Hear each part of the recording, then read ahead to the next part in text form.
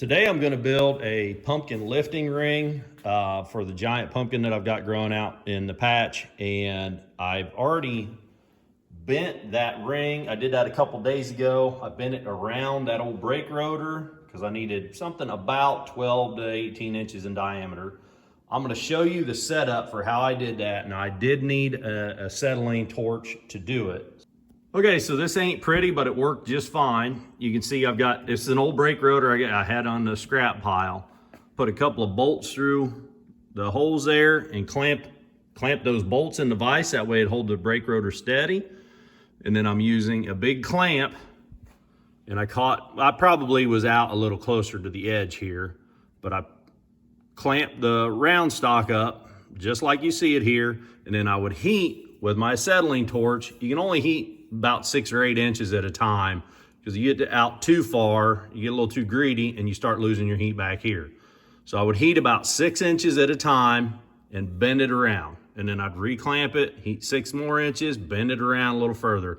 And I basically worked my way all the way around that ring until I got I'm past a full circle. So I want to cut this end off because this didn't get heated. You can see how this is still straight. So I'm going to cut this right here, and I'm going to make a corresponding cut right here, and then I'll pinch these two together and weld it.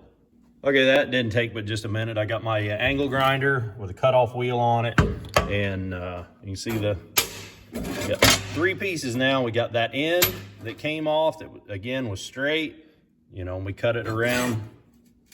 You can see that, of course, it's not a true circle. It didn't come around flat when I was bending it, which worked great as I was bending it then. The first end wasn't in the way of the second end as I come around to make the coil. But now that's a problem. It's not a big problem because there's a lot of springiness to this thing. I can push these together with almost with one hand. So I'm going to put this in the vise. I'm going to clamp it in there just so. And then we'll weld that with a MIG welder. I'm going to do all the welding with just MIG. That'll be plenty strong for this. Again, it's only 1/2 inch material, so if we wrap that all the way around, that'll be a super strong weld. Well, it ain't pretty, but it ain't got to be pretty. I'm going to touch that up with a grinder a little bit. I wanted to make sure I got a good wide weld on there, nice and hot. Got a little bit of spatter on there, but no big deal. I'm going to touch that up with a grinder a little bit just to I don't want to cause any damage to the straps that are going to go on this thing. So we'll clean that up a little bit. Well, we got it ground off, and you can still see that there is a weld there, and that's fine. We don't want to take away too much of the strength. It's a lot smoother now.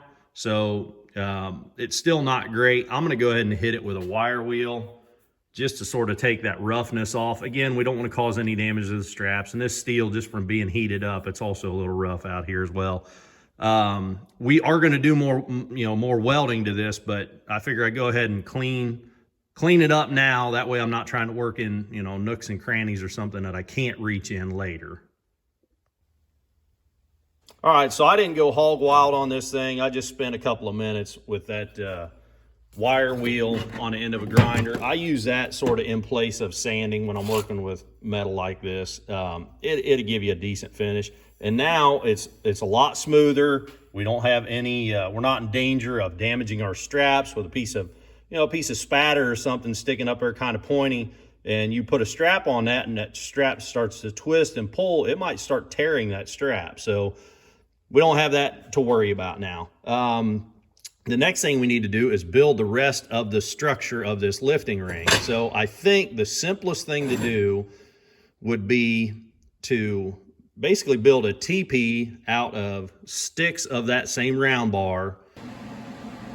I cut 4 of them and fitted them in there, and I think 8 of them is going to be overkill, way overkill. 4 will be plenty for strength. 8 was just more or less, I don't know, it was going to keep it, symmetrical, 1 strap per section. But I think the problem that's going to create is one problem is going to be getting them all welded together up here, nice and strong. And then the other problem that would create is if I put another rod between each of these, which essentially that's what that would be, I'm going to be running out of room to get my chain through. So I think 4 of them is going to be the way to go. Again, these were cut 10 inches long. they're just setting in here right now. I'm gonna hold them on top of the ring so that I can get, you know, more weld to hold each rod. Right now it's just for sort of roughly so I can see things. But I think that's gonna work. All right, well, that was probably harder than it should have been. So I took a string, I made a mark on my ring, and then I took a string and wrapped it all the way around, you know, using both hands, walked it all the way around and marked it when it came back to that mark. So then I laid my piece of string out and it was like 41.5 inches. So then I divided, you know, 41.5 divided by 4 and marked my string up to 4 equal lengths. Then I put the string back on here, walk the string back around, and whenever I would get to a mark on my string, I'd make a mark on the hoop. So that's how I got it divided out equally to 4 equal quadrants, I guess. I went ahead and hit my bars on the wire wheel just to knock the rust off where I'll be welding them. And now it's going to take both hands. I probably could use a third hand if I had it. I'm going to hold up this bar and this bar, sort of hold them up here, and then tack them and get everything just the way I like it. Then I'll lay these opposite 2 bars up there and tack them as well. So I got it all tacked up here, and you know, first I put my tacks on the bottom as I was kind of holding these up. It really, if you had 3 hands, this would be time to use some help if you had another helper out in the shop. Well, that's what I came up with. It's not pretty by any means, but man, it ought to hold. And I would be real nervous about that joint if I didn't know that I had my welder screaming hot. I mean, this whole joint was glowing orange just a minute ago. So I got really, really good penetration. There's a lot of weld there. I mean, if you can't weld good, weld a lot. And I filled up that cone. I don't know if you'll be able to see it underneath there. I mean, I got up under there and welded a whole bunch. So I feel pretty good about the joint. Down here, these legs, I feel good about them as well. Again, I have my welder cranked up. I'm welding 240, and I don't know what I had it turned up to, but it's plenty hot, plenty of penetration, and I have no doubt that this would lift a 3,000-pound pumpkin. I have no doubt at all. So I'm gonna let this sit here and cool. You can see all the spatter. I'm gonna do some cleanup on it. It's probably gonna sit here and cool for half a day, and then I'll clean it up. And then I might even put a coat of paint on it just to protect it. Well, that's as cleaned up as I'm gonna get it. So now I'm gonna hit it with some paint. If I had orange, I'd use orange, but I got black on the shelf, so that's what we're gonna use. Well, it's a few days later, and after I got done welding it, I cleaned it up with a grinder and a wire wheel a little bit just to knock the spatter and stuff off, so it was nice and smooth. Hit it with some black gloss Rust-Oleum, so it ought to last forever.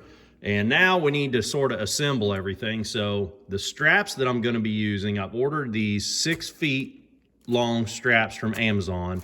They come in 4 packs. I got a 4-pack for $24.99. So I got $50 in straps, plus Uncle Sam. I've got a piece of rope about 15 feet long. I had this on the shelf. This is I don't know, you buy it like 100 feet for like $8 at Home Depot or whatever. I can't remember the strength rating on this. It's going to be plenty strong. The strength rating on these is like, I don't know, something like 3,000 pounds per strap. So, you know, we're looking at using 8 straps. You know, we could lift theoretically something like 24,000 pounds with these straps. So that'll never be a problem. So how I'm going to attach the straps, they are a sewn loop on both ends. So I'm going to put 2 straps per quadrant around here. And I'm gonna choke the straps on the top end, and then on the bottom end, they'll dangle, and we'll use the rope to secure around the pumpkin on the bottom. Well, we had to move outside. I couldn't get the tractor boom up high enough inside the shop. It's raining a little bit out here, but you can see this is how it's gonna work. So we're gonna use a piece of chain just through the top of it, like so. We've got the straps cinched down, you know, choked on this top through the one loop of the strap, and then down at the bottom they have another loop that's just going to dangle.